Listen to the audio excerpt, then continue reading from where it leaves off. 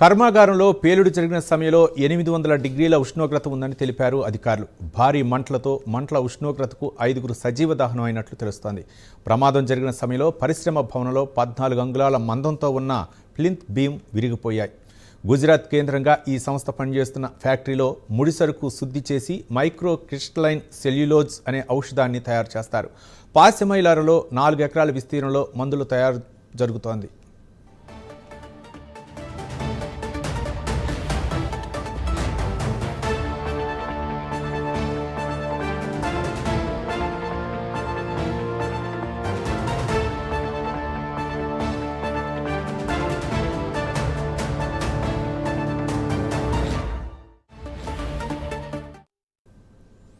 ఈ పరిశ్రమలో మొత్తం 4 బ్లాకులున్నాయి. ముడిసరుకును శుద్ధి చేసేందుకు స్ప్రేయర్ డ్రైయర్ను ఉపయోగించారు. ఆ సమయంలో పెద్ద శబ్దంతో బ్లాస్ట్ జరిగింది.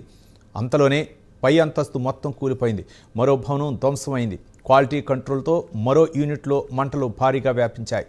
ఆ సమయంలో 147 మంది పరిశ్రమల విధులు నిర్వహిస్తున్నారు కార్మికులు.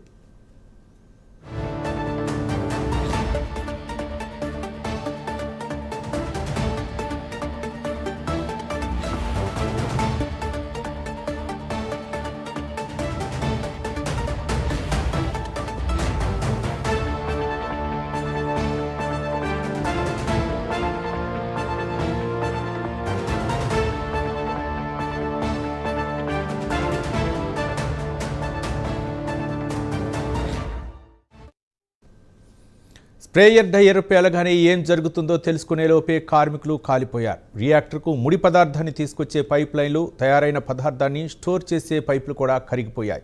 శిథిలాలు తొలగిస్తున్న కొద్దీ మృతదేహాలు బయటపడుతున్నాయి. బరువైన పైపులు, సిమెంట్ భీములు, ఇనుప గడ్డలను క్రేన్ల సహాయంతో తొలగించి ప్రయత్నాలు ముమ్మరం చేశారు.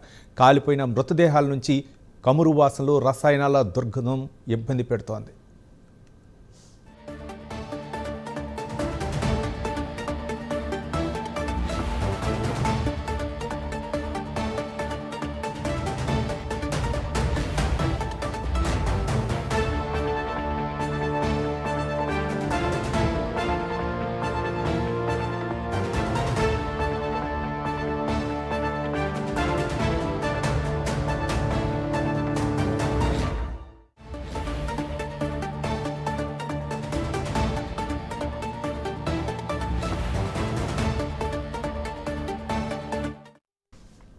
ఇక ఆచూకీ లభ్యం కాని వారి బంధువుల ఆర్తనాదాలు మిన్నట్టుతున్నాయి. తమ వారిని తమకు అప్పగించాలని కార్మికులు, కుటుంబీకులు, బంధువులు కోరుతున్నారు.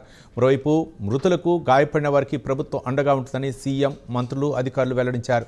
ఆసుపత్రిలో చికిత్స పొందుతున్న వారిని పరామర్శించి వారికి ధైర్యం చెప్పారు. ఇక శిథిలాల కింద సహాయక చర్యలు ముమ్మరం చేశారు అధికారులు. ఎప్పటికప్పుడు కూలిపోయిన మంటలకు ఆహుతైన వస్తువులను తొలగిస్తూ మృతదేహాల కోసం గాలిస్తున్నారు అధికారులు.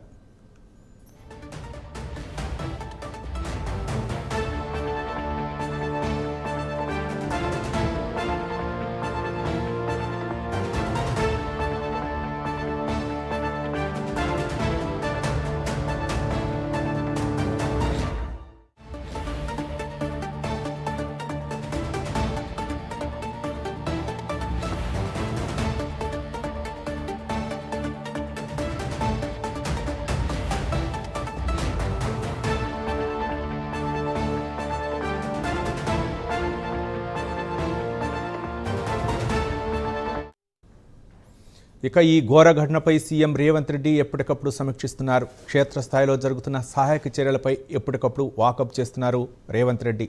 మంత్రులు వివేక్, దామోదర రాజనరసింహను వివరాలు అడిగి తెలుసుకున్నారు. పేలుడు జరిగిన చోట సహాయక చర్యలపై డీజీపీ, సీఎస్తో సమీక్షా సమావేశం నిర్వహించారు. ప్రమాదంలో చిక్కున్న వారిని కాపాడాలని అధికారులను ఆదేశించారు. రెస్క్యూ ఆపరేషన్ నిరంతరాయంగా కొనసాగించాలని స్పష్టం చేశారు. ఈ ప్రమాదం జరిగిన దానిపై పర్యవేక్షించేందుకు ప్రభుత్వం తరపున ఒక కమిటీని ఏర్పాటు చేశారు సీఎం రేవంత్ రెడ్డి. భవిష్యత్తులో ఇలాంటి ఘటనలు జరగకుండా చూడాలని కమిటీకి వెల్లడించారు.